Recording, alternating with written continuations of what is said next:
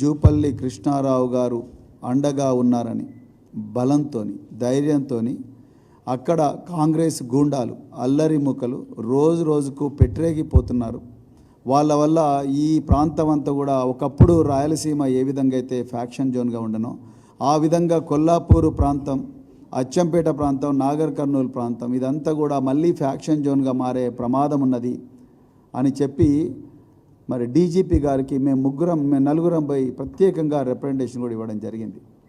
ఇలా బాధతో మాట్లాడుతున్న విషయం ఏంటంటే ఆ రిప్రజెంటేషన్ ఇచ్చిన 10 రోజులకు ప్రజాప్రతినిధులకు రక్షణ కల్పించలేకపోగా ఇలా నిన్నగాక మొన్న మా సీనియర్ నాయకుడు శ్రీధర్ రెడ్డి గారి హత్య లక్ష్మీపల్లి చిన్నంబావి మండలంలో జరిగింది. దీన్ని ఎట్లా అర్థం చేసుకోవాలి? ఇంకా సిగ్గుపడాల్సిన విషయం. ఈరోజు ఎందుకు ఈ మాట చెప్తున్నా అంటే ముఖ్యమంత్రే సాక్షాత్తు హోంమంత్రి ఈ రాష్ట్రానికి. ఒక ముఖ్యమంత్రే హోంమంత్రిగా ఉన్నప్పుడు శాంతి భద్రతలు ఏ విధంగా ఉంటాయి? ఒక్క క్రైమ్ జరిగిన వెంటనే 24 గంటలు నిందితుని పట్టుకోగలగాలి, లేకపోతే వాటి కోసం ప్రత్యేక బృందాలు మొత్తం 4 దిశలా పోవాలి, పోయి పట్టుకురావాలి, కనీసం ఇంటరాగేషన్ అన్న స్టార్ట్ కావాలి.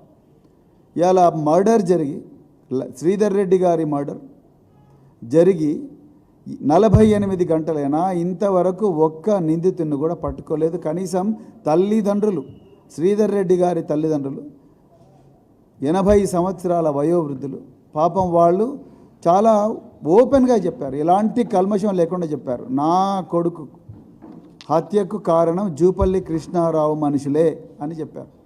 ఇదే వాళ్ళు ఇచ్చిన స్టేట్మెంట్. ఆ విషయాన్ని ఎఫ్ఐఆర్లో మేము బాధిత కుటుంబానికి సంబంధించిన వ్యక్తులు ఎఫ్ఐఆర్లో అంటే కంప్లైంట్ పోలీసులకు ఇచ్చిన కంప్లైంట్లో ఈ జూపల్లి కృష్ణారావు మనుషులే అని చెప్తే స్థానిక పోలీస్ అధికారులు ఈయన పేరు తీసేసి మాకు కంప్లైంట్ ఇవ్వండి సరిపోతుంది అని అంటున్నారు. అంటే పోలీసులా లేకపోతే కాంగ్రెస్ ఏజెంట్లా మీరు? అది ఒక వైపు అయితే, రెండో వైపు 48 గంటలైంది, ఇంతవరకు నిందితులు ఎవరో తెలియదు. మరి ఒకవైపు ఇది, ఇంకొక వైపు అయితే జూపల్లి కృష్ణారావు గారు నిన్న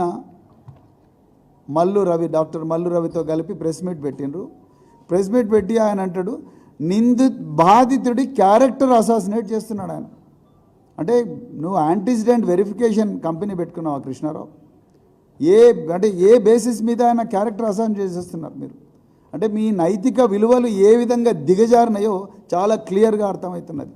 అంటే ఏ విధంగా మీరు ఆయన విషయాలు నేను చెప్పకూడదు, ఇంకా గ్రామంలో చాలా కక్షలు ఉన్నాయి, కార్పణ్యాలు ఉన్నాయి, ఆయన దందాలు చేసిండ్రు, ఇంకా ఎక్కువ చెప్తే అంటే ఆ చనిపోయిన బాధితుడి క్యారెక్టర్ని కూడా అసాసినేట్ చేసే నీచమైన స్థాయికి ఇవాళ మంత్రి జూపల్లి కృష్ణారావు గారు దిగజారిండ్రు. ఆయన ఎక్కడెక్కడ దందాలు ఉన్నాయి అవన్నీ మీరు చెప్తున్నారు కదా, మరి ఇవన్నీ కనుక్కోగలిగినప్పుడు ఆ నిందితులు ఎక్కడున్నారో చెప్పండి.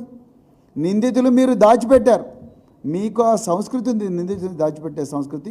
నిందితులను అరెస్ట్ చేయకుండా పోలీసులను అడ్డుకునే సంస్కృతి మీకే ఉన్నది.